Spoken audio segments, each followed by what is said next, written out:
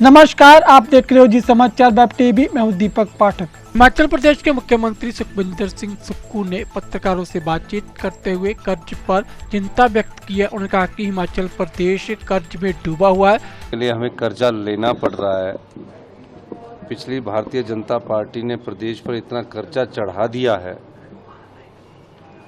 हमने उनके पास वो बात रखी। हमने कहा कि जो पानी है वो हिमाचल प्रदेश की संपदा है, उस पर अगर हम कोई सेस लगाते हैं, कोर्ट उसको स्टे कर देता है।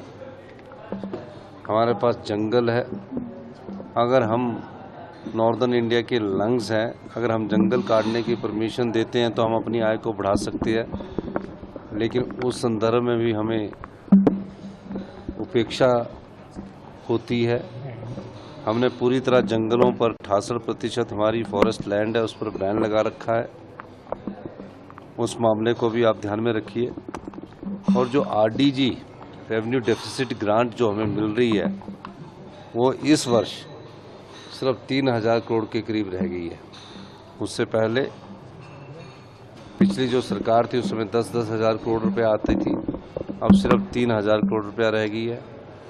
और भी कई मुद्दे हैं जो हमने अपनी प्रेजेंटेशन में रखे हैं, उस प्रेजेंटेशन की कॉपी आपको दे देंगे।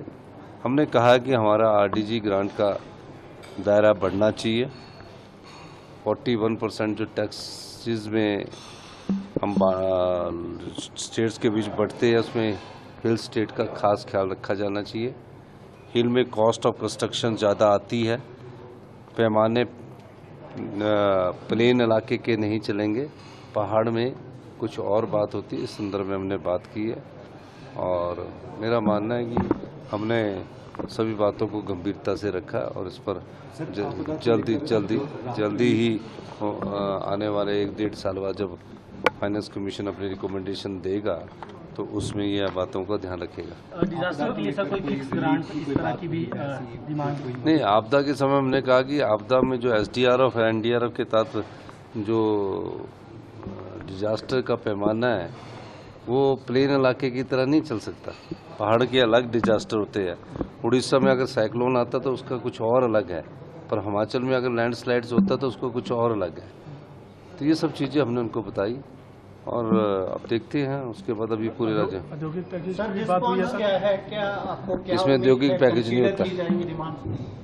हाँ जी, रिस्पॉन्स क्या है फाइनेंस कमीशन का? नहीं, क्या लग रहा है आपकी डिमांड्स को कंसीडर करेंगे? वो फाइनेंस 15-16 फाइनेंस कमीशन अभी तो पूरे राज्यों में जाएगा। 1-1.5 साल बाद इसकी जब रिकमेंडेशन जाएगी तो उस रिकमेंडेशन में देखते क्या मिलता है। धन्यवाद।